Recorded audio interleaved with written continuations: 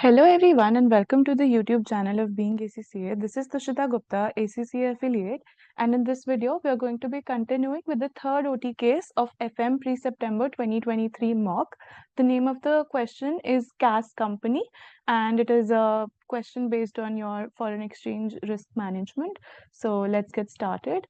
We have CAS Company operates in a dollar domestic currency environment. It expects to receive 100,000 euros from an overseas customer in 3 months' time. The spot exchange rate is okay. This is the exchange rate that is given to us, and the 3-month forward rate is also given to us. The following interest rates are available to CAS Company. These are the deposit and borrow rates for euros as well as dollars. So the first requirement wants us to find out the value of a forward market hedge to the nearest dollar. So the forward market hedge, what would it be worth, right? So the forward rate is given to us. We have a receipt of 100,000 euros and we're going to have to convert this into dollars. So we have the exchange rates available as 1.905 and 1.935. So which one are we going to be using? We are going to get lesser money from our from the dealer who is on the market. So we're going to have to use the higher rate over here, which is 1.935. So 1.935, if I just divide that, I get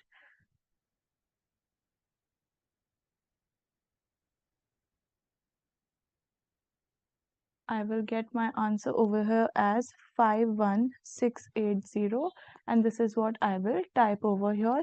Please remember that we do not have to use any commas while we are typing our answer. You plainly just type your answers without any commas or decimals, right? So I have written my answer over here as 51680, and I will now move on to the next question.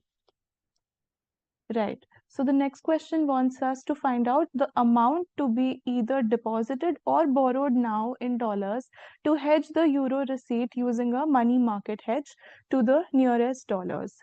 Okay. So in 3 months' time, I'm going to have 100,000 euros, right?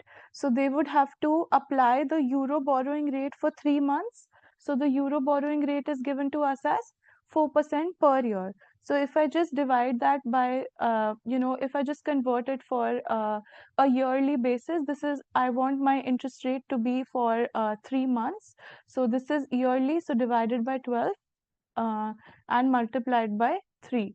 So this becomes 4 by 12, multiply this by 3, I get 1%. So 1% is my rate for 3 months, right?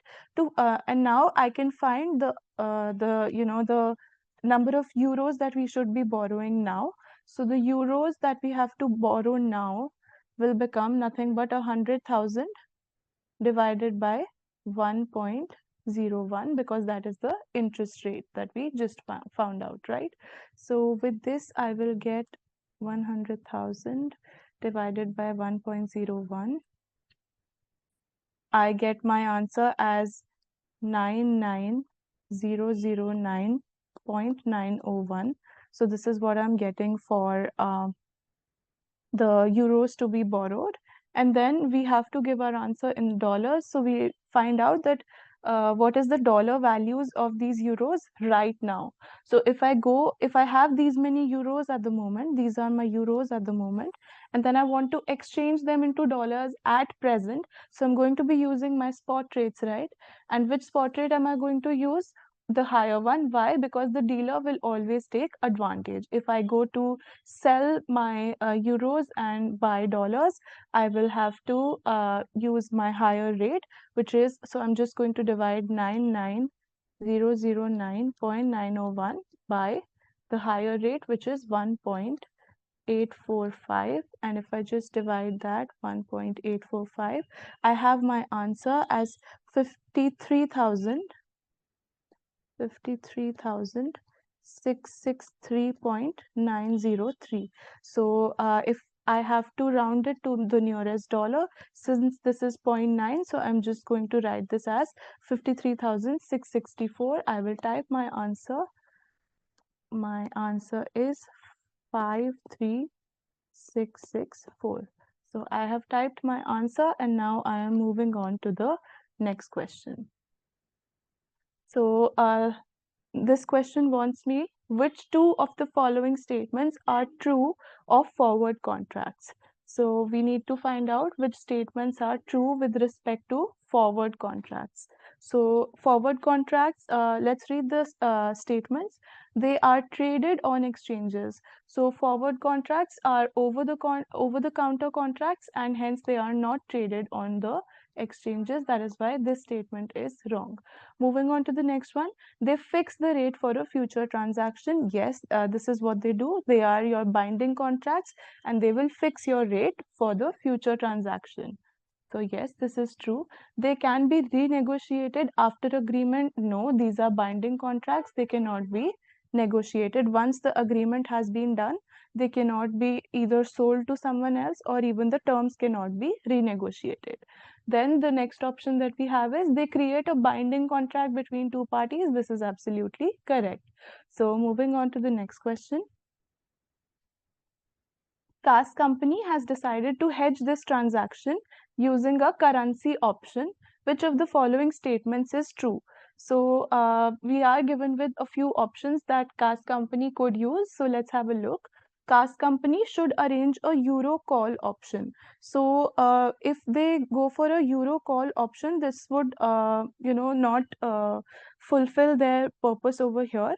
CAS company will pay for the option when it exercises it. No option, you still have to pay the premium as soon as you are buying these options. CAS company will enter a binding contract to complete the trade. No, CAS company could buy the option on an exchange. So yes, this is definitely true. They can buy an option on the exchange to hedge their transaction using the currency options.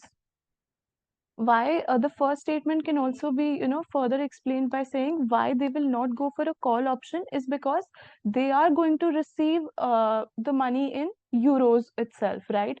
And they want to sell these euros to get dollars later because their domestic currency is dollars. So why will they buy a call option? They would rather buy an option in which they get to sell the euros. So they will buy a put option rather for euros, right?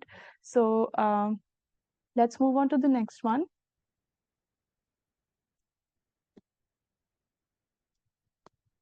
Right. So which of the following is an attribute of a currency future rather than a currency swap? So we have to compare futures versus swaps over here. Let's see.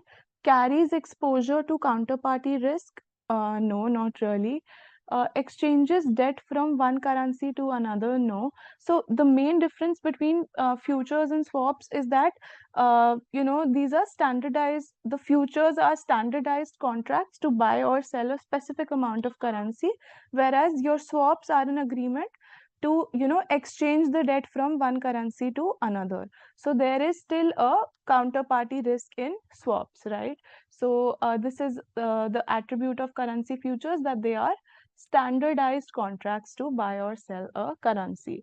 With this, we have come to an end to this question, and in the coming videos we're going to be solving the section C of this mock.